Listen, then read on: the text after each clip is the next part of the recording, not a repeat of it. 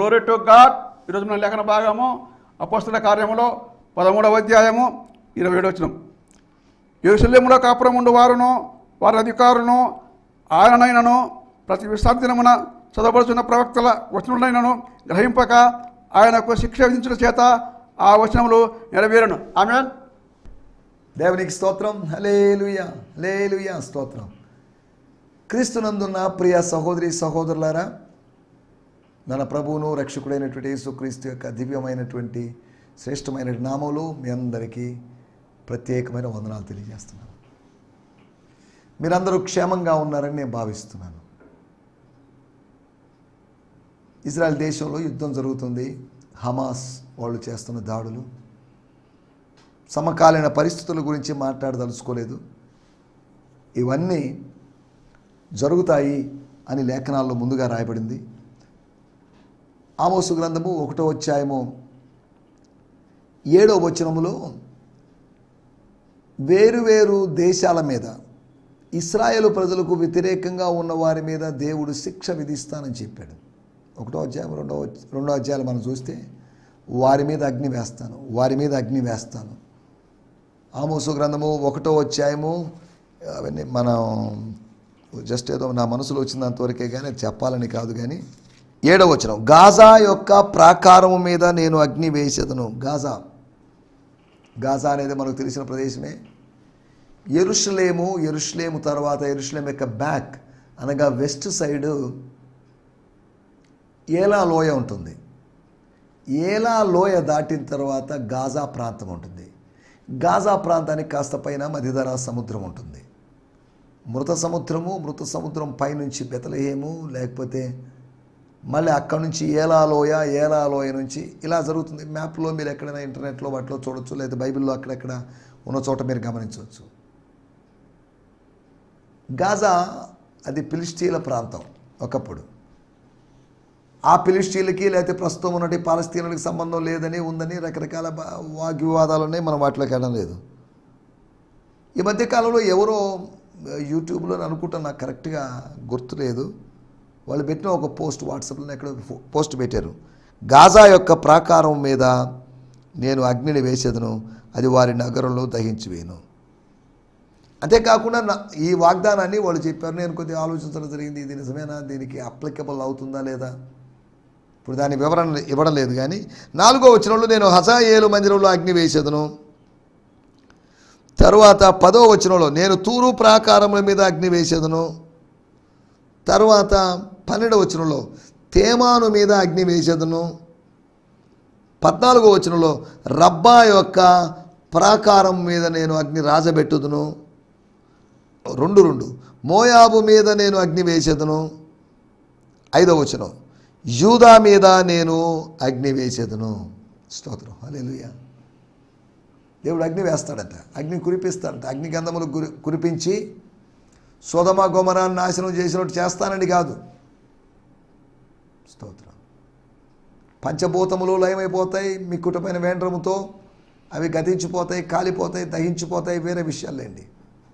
ఇక్కడ జరుగుతున్నట్టు యుద్ధ సంబంధం అగ్ని వేసేదను అంటే దాని అర్థం అక్షరార్థమైన అగ్ని వేస్తాడని కాదు. So fire is a sign or symbol of fighting. వాళ్ళిద్దరి మధ్యలో పచ్చగడ్డి వేసినా బగ్గుమంటది, పచ్చగడ్డి వేసేది లేదు, మండేది లేదు. అంటే భాషాపరంగా అది చెప్పబడిన మాట యొక్క ఉద్దేశం ఏంటంటే, అలంకార రూపంగా చెప్పబడిన మాటల యొక్క ఉద్దేశం, they have some grudges are war between them అనే ఉద్దేశంతోనే. అనగా తీర్పు తీర్చడములో భాగంగా దేవుడు వదిలిపెట్టడని, తన స్వాస్థ్యాన్ని విడిచిపెట్టకుండా, తన శత్రువులు ఆయన విడిచిపెట్టకుండా వారిని శిక్షిస్తాడు అనే మాటలు మనం అర్థం చేసుకోవచ్చు. సరే, వీటి గురించి నేను ఎక్కువ మాట్లాడదలుచుకోలేదు. వీటి గురించి కొంతమంది బోధించే వాళ్ళు ఉన్నారు, ఈ ప్రవచనాత్మకమైన సంగతుల గురించి, వాటి గురించి, లేకపోతే ప్రార్థన గ్రంథం గురించి బోధించే వాళ్ళు ఉన్నారు. సరే, వీటిలోకి వెళ్ళలేదు. స్తోత్రం. నిన్నటి ఎపిసోడ్లో మనం ఫుల్ఫిల్ అయినవి, ఫుల్ అంటే మనం ఫిల్ చేసిన తర్వాత కనబడే స్థితి. ఫిల్ అంటే అదొక ప్రాసెస్, ఫిల్లింగ్ ప్రాసెస్. ఫిల్లు ఇంచుమించు రెండు ఒకటే, అయినప్పటికీ నెరవేర్పు. దాని నెరవేర్పు అంటే నిండయ్యేటట్టు చేయడం, లేదా పూర్తి అయ్యేటట్టు చేయడం, దాన్ని అంచుల మట్టుకు నింపడం, ఫుల్ఫిల్ చేయడం అని అర్థం. ఒక అప్లికేషన్, దాన్ని ఫిల్ చేస్తాం, దాన్ని కవర్లో ఫుల్ చేస్తాం, పెట్టేస్తాం, దాన్ని ఫుల్ఫిల్ చేస్తున్నాం, దాన్ని రైట్ చేస్తున్నాం, ఫిల్ ఇన్ ద బ్లాంక్స్ అని అన్నట్టుగా.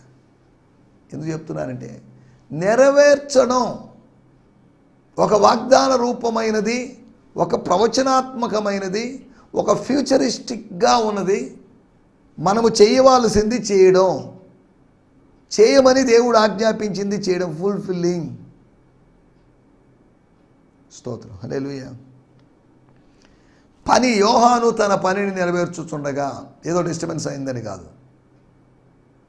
ఆయన అడిగాడు, ఏమనుకుంటున్నారు మీరు నా గురించి? తన గురించి తక్కువగా చెప్పుకున్నాడు కానీ తన గురించి ఎక్కువగా మనమైతే అసలు నేను ఎవరు అనుకుంటున్నారు అని మన గురించి గొప్పగా చెప్పుకుంటాం. స్తోత్రం. మన గురించి తక్కువ చెప్పుకోమని కాదు, ఎక్కువ మన గురించి అసలు చెప్పుకోవద్దు. నా గురించి నేను చెప్పుకోవడం వల్ల ఎటువంటి ప్రయోజనం లేదు. నా గురించి కాదు, ప్రభువు గురించి చెప్పాలి. నేను నా ప్రభువు గురించి, నా రక్షకుని గురించి, నన్ను పిలిచిన వాని గురించి, నన్ను పోషిస్తున్న వాని గురించి. విలియం కేరీ అనేటువంటి దేవజనుడు చెప్పిన మాట, ఆయన చెప్పిన మాట అనుకుంటాను. ఒకరోజు మీరు వింటారు, తన స్టూడెంట్స్తో అన్నాడు, మీరు వింటారు నేను చచ్చిపోయాను అని. ఒకవేళ మీరు అభిమానంతో నేను చచ్చిపోయిన బాధపడుతూ ఉండొచ్చేమో. ఒకవేళ భూస్థాపన కార్యక్రమంలోనూ, ఆదరణ కూడికలో, ఇంకేదైనా కూడికలోనూ నా గురించి మాట్లాడద్దు, నా రక్షకుని గురించి మాట్లాడమని చెప్పాడు. అవును, మనిషి గురించి మాట్లాడటం వ్యర్థం. రక్షింపబడిన మనిషి గురించి, రక్షింపబడుతున్న మనిషి గురించి, రక్షణ లేని మనిషి గురించి మాట్లాడుకోవడం వ్యర్థం. రక్షించిన వాని గురించి. స్తోత్రం, హల్లెలూయా. మనల్ని రక్షించాడు ఒక ఆయన, ఆయన గురించి మాట్లాడాలి. సేవియర్ గురించి మాట్లాడాలి. సిన్నర్ గురించి మాట్లాడాల్సిన అవసరం లేదు. సిన్నర్స్ బోల్డ్ మంది ఉన్నారు, సేవియర్ ఒక్కడే. మతానికో సేవియర్ లేడు, మతాలు మనం పెట్టుకున్నవే. సేవియర్ ఒక్కడే. ప్రతి మతంలో సిన్నర్స్ ఉన్నారు. సెయింట్స్ మాత్రమే ఉన్న మతం ఏదీ లేదు. అనగా ప్రతి మతంలో సెయింట్స్ అనబడిన వాళ్ళు సిన్నర్స్.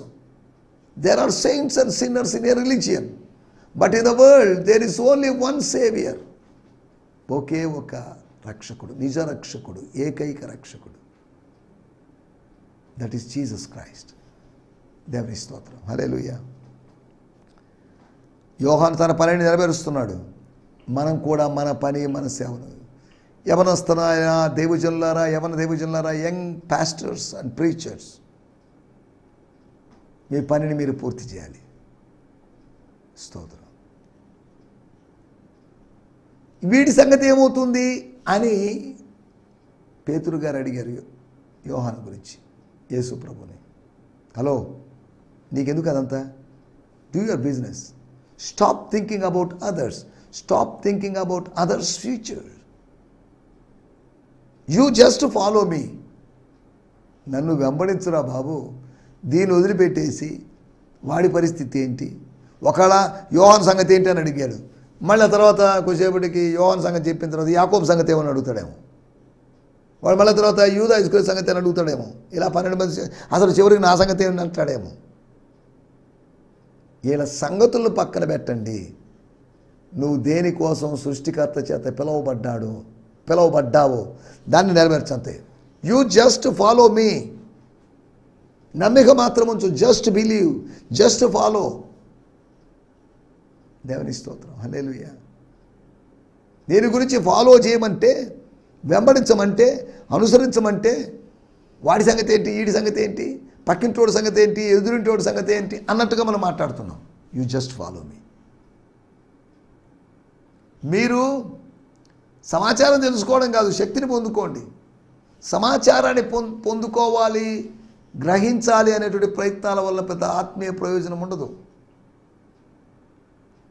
కానీ శక్తిని పొందుకుంటే మీరు సాక్షులు అవుతారు, సేవ చేస్తారు, మీ కొరకు ద్వారాలు తెరవబడతాయి, గొప్ప కార్యాలు జరుగుతాయి, సేవ విస్తరిస్తుంది, నా సంఘం కట్టబడుతుంది.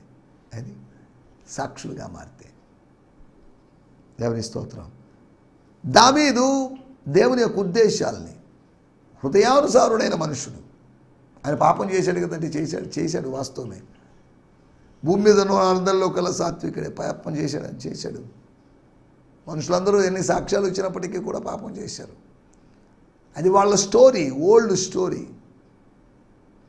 ప్రతి పరిశుద్ధునికి ఒక చరిత్ర ఉంది, ఒక బ్యాక్గ్రౌండ్ ఉంది. ప్రతి పాపికి ఒక భవిష్యత్తు ఉంది. నేటి పాపికి లేకపోతే రేపటి పాపికో నిన్నటి పాపికో ఒక భవిష్యత్తు ఉంది. పాపులకు భవిష్యత్తు లేదనడానికి వీలేదు. యేసుక్రీస్తు ద్వారా వాళ్ళకి భవిష్యత్తు ఉంది. పాపినైనా నాకు యేసుక్రీస్తు ద్వారా ఒక భవిష్యత్తు అనుగ్రహించబడింది, ఒక బంగారు భవిష్యత్తు అనుగ్రహించబడింది, నిత్యత్వం నాకు అనుగ్రహించబడింది. స్తోత్రం. హల్లెలూయా. తర్వాత వచనాల్ని యూదులు నెరవేర్చారని, వాగ్దానాల్ని దేవుడు నెరవేర్చాడని మనం నిన్నటి ఎపిసోడ్లో మాట్లాడుకున్నాం. స్తోత్రం. దేవుడు యేసును లేపాడు. ఏ యేసును మృతికి అప్పగించాడో, ఏ యేసును సిలువ మరణానికి అప్పగించాడో, సిలువ బలిపీఠం మీదకి ఎక్కించాడో, అలనాడు తన కుమారుడిని కాళ్ళు చేతులు కట్టి బలిపీఠం మీద పడుకోబెట్టినట్టు సిలువ బలిపీఠం మీద దేవుడు తన కుమారుడైన యేసుక్రీస్తుని, ఇస్సాకు కన్నా గొప్పవాడైనటువంటి యేసు ప్రభువుని అక్కడేమో ఇస్సాకును తప్పించి, ఇస్సాకును పక్కకు తీసేసి ఇస్సాకు బదులుగా పొట్టేళ్ళను బలర్పించాడు. ఇక్కడ యేసు ప్రభువుకు బదులుగా పేతురునో యోహాన్నో ఇంకొకరినో బలర్పించలేదు. ఇస్సాకుకు బదులుగా ఏదైనా ఉంది. There is alternative to Isaac, but there is no alternative to Jesus. యేసుకు బదులుగా ఇంకేమీ లేదు. యేసుకు ప్రత్యామ్నాయంగా ఏది లేదు. యేసుకు ఆల్టర్నేటివ్గా ఏది లేదు. యేసు ఉంటే చాలు, యేసు చాలు. నీవు ఉంటే నాకు చాలు యేసయ్యా, నీ మాట చాలు, నీ చూపు చాలు. కీర్తనకారుడు అన్నాడు, ఆసాపు భక్తుడు, నీవు నాకు ఉండగా లోకంలో నాకేది అక్కర్లేదు. ఎందుకండి లోకంలో ఉన్నవన్నీ నాకెందుకు వేస్ట్? లోకస్తుడికి ఇవ్వండి అవి. లోకము నుంచి కాక నీ దగ్గర నుంచి నీ వైపు చూస్తున్న నాకు, నీవు నాకున్నావు, నేను నిన్ను కలిగి ఉన్నాను. You are in my heart, you are dwelling in me. కాబట్టి నాకెందుకు లోకంలో ఉన్నవన్నీ? లోకంతో నాకు పని ఏంటి? నాకు ఏమీ అక్కర్లేదు. నేను లోటులో ఉన్నానా లేదా సమృద్ధిలో ఉన్నానని చెప్పుకోవాల్సిన అవసరం లేదు. I have everything, I have Christ. నీవు నాకుండగా నాకు లోకంలో ఏది అక్కర్లేదు. లోకంలో చాలా ఉన్నాయి, కానీ లోకంలో ఉన్న చాలా అవసరం లేదు. పరలోకంలో నువ్వు ఒక్కడివి చాలు, నాకు నువ్వు ఉంటే చాలు యేసు. దేవుని స్తోత్రం. హల్లెలూయా. ఈ సమయంలో దేవుని వాక్యాన్ని ధ్యానించుకుందాం మన ధ్యానము కోసం. స్తోత్రం. హల్లెలూయా. 13వ అధ్యాయం, అపోస్తల కార్యములు 13వ అధ్యాయం 27వ వచనం. యెరూషలేములో కాపురముండు వారును వారి అధికారులను ఆయననైనను విశ్రాంతినమున చదవబడుతున్న ప్రవక్తల వచనమునైనను గ్రహింపక ఆయనకు శిక్ష విధించుట చేత ఆ వచనము నెరవేర్చింది. ఏమని రాయబడింది ఇక్కడ? స్తోత్రం. మన టైటిల్ వాక్యం పట్ల మన స్పందన. రియాక్షన్స్, స్తోత్రం, towards the word of God, responses towards the word of God. దేవుని వాక్యం పట్ల మన దృక్పథం ఏమైనది? స్తోత్రం. హల్లెలూయా. దేవుని పైన నో కామెంట్స్ అండి. బాగానే ఉందండి వాక్యం. ఏదో ఒక విధంగా మనిషి స్పందిస్తాడు. వాక్యం విని బాగుందండి, వందనాలండి, ఉంటామండి, ఈరోజు పస్కా పండుగ బాగా జరిగిందండి, బాగా జరుపుకోవడానికి వెళ్తున్నామండి, మంచి ప్రసంగం విన్నామండి అని కాదు. అయ్యలారా, మేమేం చేయాలి? మీరేం చెప్తే అది చేస్తాం. అయ్యా మీరు బాప్తిజం తీసుకోండి, తీసుకున్నారు, సంఘంలో సభ్యులుగా చేర్చబడ్డారు. ఇక వాళ్ళు పస్కా గురించి మర్చిపోయారు, పెంతెకోస్తు గురించి మర్చిపోయారు, ఇంకేదైనా పండుగల గురించి మర్చిపోయారు. స్తోత్రం. హల్లెలూయా. వాక్యం పట్ల మన స్పందన ఏంటి? మన ప్రతిస్పందన ఏంటి? వాక్యం వినబడినప్పుడు వాక్యం ప్రతిధ్వనిస్తుందో లేదని కాదు, నీ హృదయ అంతర్యంలో, నీ ఆత్మీయ అంతర్య జీవితంలో వాక్య ప్రతిధ్వని ఉందా? నీ వైపు నుంచి వాక్యానికి స్పందన ఏమైనా రెస్పాన్స్ ఏమైనా ఉందా? విన్నాడండి అసలు ఏం పట్టించుకోడు. ఒక చెవితో విని ఒక చెవితో వదిలేస్తున్నావా?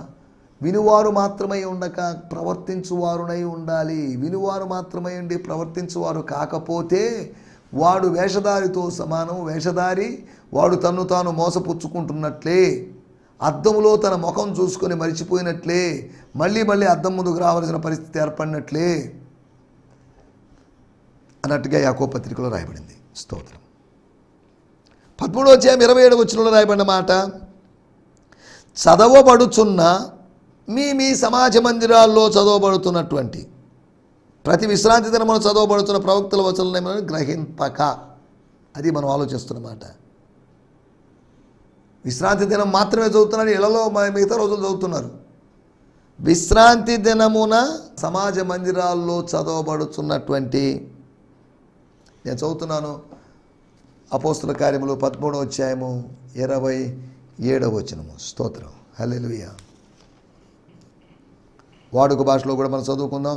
But the people of Jerusalem and their leaders did not realise who he was, nor did they understand the prophecies written of him. Yet they fulfilled those very prophecies which they read week after week in their meetings by condemning him to death. చదువుతున్నారు సరే, గ్రహించడం లేదే. 7 రోజులకోసారి చదువుతున్నారే. స్తోత్రం. కానీ ఏ లాభం? చాలాసార్లు చదివాడే, ఈ లేఖన భాగం ఎన్నిసార్లు చదువుకున్నా అర్థం కాలేదే ఆయన నపుంసకునికి. ఎవరి గురించి చెప్పాడు ప్రవక్త? తన గురించా ఇంకొకరి గురించా?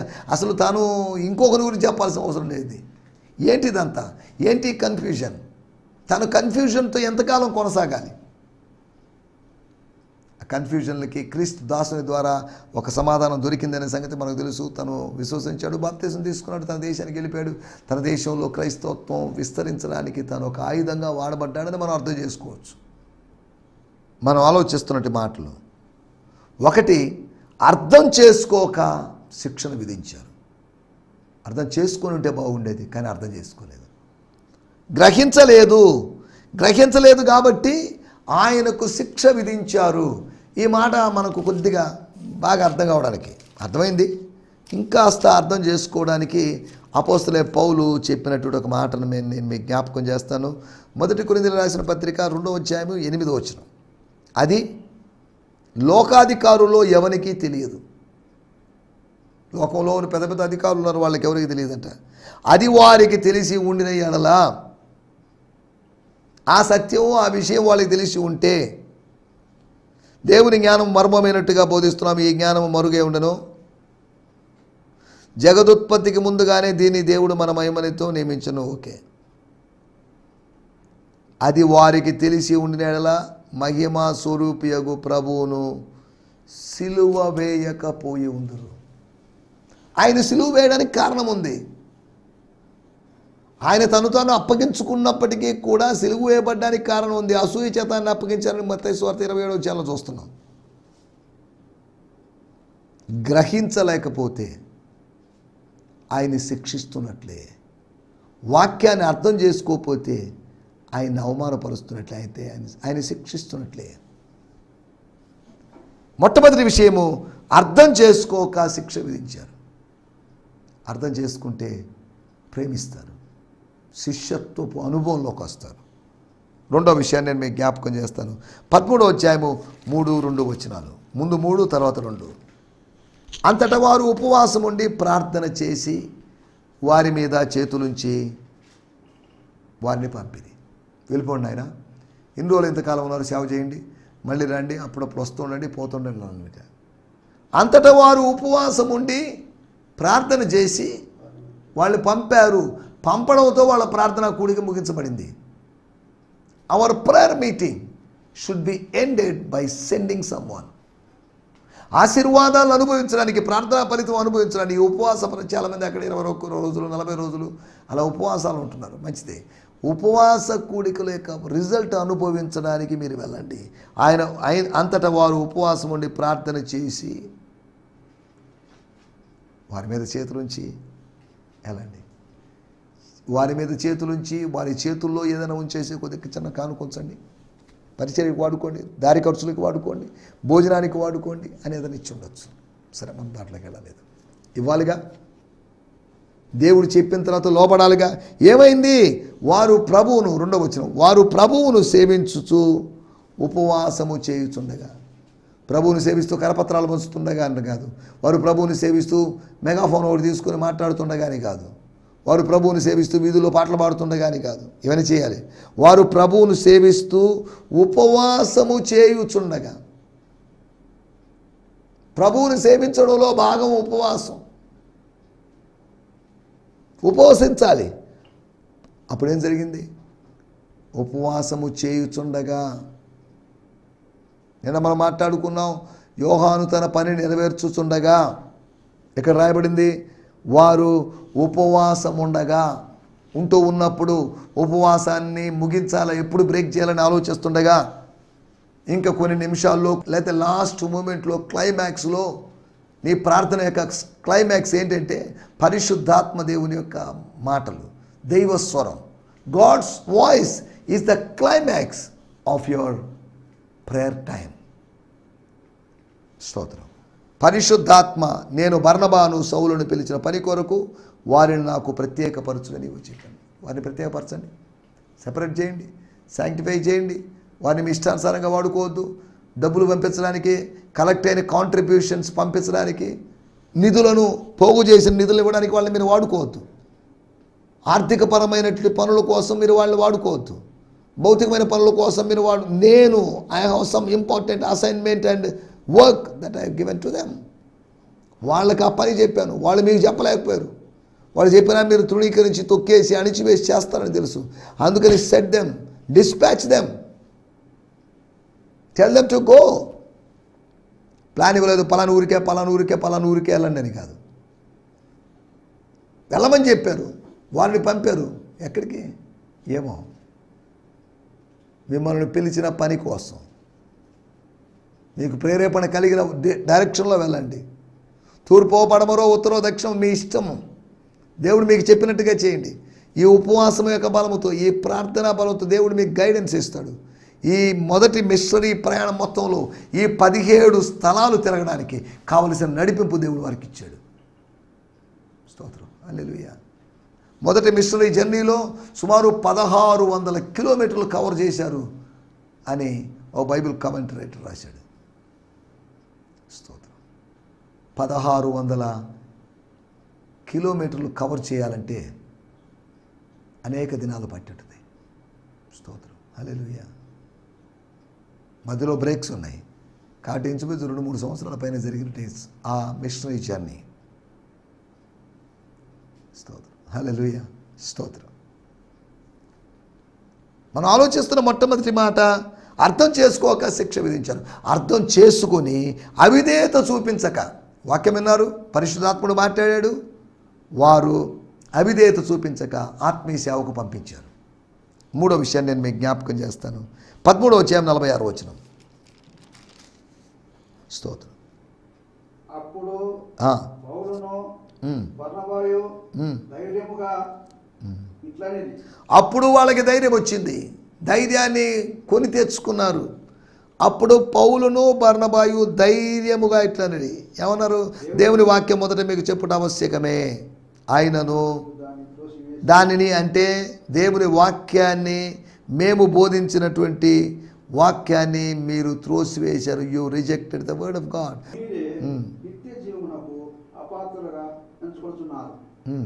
కనుక ఇదిగో మేము అనేజల దగ్గరికి వెళ్తున్నాం. Let us go to gentiles. మేము అక్కడ ప్రార్థన చేసి మమ్మల్ని పంపితే, మీ దగ్గరికి వచ్చి వాక్యం చెప్తే, పిసిదియలోని అంత్యోక్యలోని వారలారా, సహోదరి సహోదరులారా, మీకు వచ్చి వాక్యం చెప్తుంటే అడ్డాలు కొట్టి, ఆటంకాలు పరిచి, విమర్శించి, కామెంట్లు చేసి అవసరమా మీకు? దేవుని వాక్యం మొదట మీకు చెప్పాలి. వాక్యం తెలుసు అనుకుంటున్నారు మీరు, మీకే చెప్పాలి. క్రైస్తవులకే కదా, క్రైస్తవులకు మీరు చెప్పేది ఏందని మీరు అంటారేమో. అన్ని జనులకు చెప్పాలి కదా, అన్ని జనులకు కూడా చెప్తాం. అన్ని జనులకు చెప్పడానికి నియమించబడిన వాళ్ళు ఉన్నారు. ఆత్మీయులు అనబడిన వాళ్ళకి చెప్పేటువంటి వాళ్ళు, మీలో అహంకరిస్తూ వాక్యం మాకు తెలుసు అనుకుంటున్న మీలాంటి వాళ్ళకి చెప్పడానికి కూడా మాలాంటి వాళ్ళు ఉన్నారు అని చెప్పుకుంటూ వచ్చాడు. స్తోత్రం. No problem. మీరు నిత్య జీవానికి అపాత్రులు అవుతున్నారు. నిత్యత్వం కొరకైన మీ ద్వారాలు మీరు మూసుకుంటున్నారు. పరలోకపు ద్వారాలని మీకు మీరే మూసుకుంటున్నారు. చూడండి మీకేం జరుగుతుంది. అయినను మీరు దాన్ని త్రోసివేసి మిమ్మల్ని వేరే వాళ్ళు కాదు, మిమ్మల్ని మీరే నిత్య జీవమునకు అపాత్రులుగా ఎంచుకొనిచున్నారు, భావించుకుంటున్నారు. సరే, ఓకే, గుడ్ బై, మీ అందరికీ సెలవు, వెళ్తున్నా నేను. ఎక్కడికి? అన్ని జనుల దగ్గరికి వెళ్తాం. ఇప్పటి వరకు మేము తిరిగినట్టు ప్రదేశాలు 6 ప్రదేశాలు తిరిగాం. స్తోత్రం. హల్లెలూయా. ఇక నుంచి ఈ మిషనరీ ప్రయాణంలో ఇంకో 11 స్థలాల్లో అన్ని జనుల దగ్గరికి వెళ్తాం మేము అని అన్నట్టుగా వెళ్ళారు. మనం ఇక్కడ ఆలోచిస్తున్నట్టు మాట, వాళ్ళు అంగీకరించక అక్షయ లోకాన్ని పోగొట్టుకున్నారు. అంగీకరించుంటే అక్షయ లోకాన్ని స్వతంత్రించుకునేవాళ్ళు. చివరి విషయం 13వ అధ్యాయం 52వ వచనం. 13వ అధ్యాయం 52వ వచనం. ఎప్పుడు శిష్యులకు ఎప్పుడు ఆనందం కలిగింది అని మనం కొద్దిగా ఆలోచిస్తే అక్కడ రాయబడింది 49వ వచనంలో 50వ వచనం కలిసి ఉన్నాయి. ప్రభు వాక్యము ఆటోమేటిక్గా వ్యాపించలేదు, సువార్థికుల ద్వారా, ఆత్మీయ నాయకుల ద్వారా వ్యాపించింది. సువార్త ఆటోమేటిక్గా వెళ్ళదు, ప్రకటించాలి, మీరు బోధించాలి. స్తోత్రం. హల్లెలూయా. అలుముకునేటట్టు చేస్తే, వ్యాపించేటట్టు చేస్తే, అందరికీ చేరేటట్టు చేరిస్తే ఆనందాన్ని అనుభవిస్తారు, లేదంటే ఆవేదన అనుభవిస్తారు. 4 విషయాలు అర్థం చేసుకోక శిక్ష విధించారు. రెండోది, అవిధేయత చూపించక ఆత్మీయ సేవకు పంపించారు. మూడోది, అంగీకరించక అక్షయ లోకాన్ని పోగొట్టుకున్నారు. They missed heaven. నాలుగోది, అలుముకునేటట్టు చేసి, అందరికి వెళ్ళేటట్టు, రీచ్ అయ్యేటట్టు చేసి ఆనందాన్ని అనుభవించారు. కాబట్టి వాక్యం పట్ల మీ స్పందనలు ఎలా ఉన్నాయి? అంగీకరిస్తున్నారా? అర్థం చేసుకుంటున్నారా? అవిధేయత చూపించకుండా ఉంటున్నారా? అలుముకునేటట్టు చేస్తున్నారా? అనగా స్ప్రెడ్ అయ్యేటట్టు చేస్తున్నారా? కాబట్టి వాక్యం పట్ల మంచి స్పందనలు, పాజిటివ్ స్పందనలు కలిగి ముందుకు సాగడానికి ప్రభు మనకు సహాయం చేయనుగాక. ఆమేన్. హల్లెలూయా. హల్లెలూయా. మీ అందరికీ వందనాలు. ఈ సందేశము మీకు ఆశీర్వాదకరంగా ఉందని నమ్ముచున్నాము.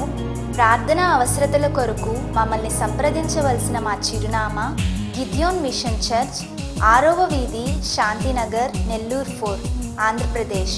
పిన్ 524004. మా ఫోన్ నంబర్లు 7036443613 మరి ఒక నంబర్ 9392293010. మా ఈమెయిల్ ఐడి gfihmi2015@gmail.com. దేవుడు మిమ్మును ఆశీర్వదించునుగాక. ఆమేన్.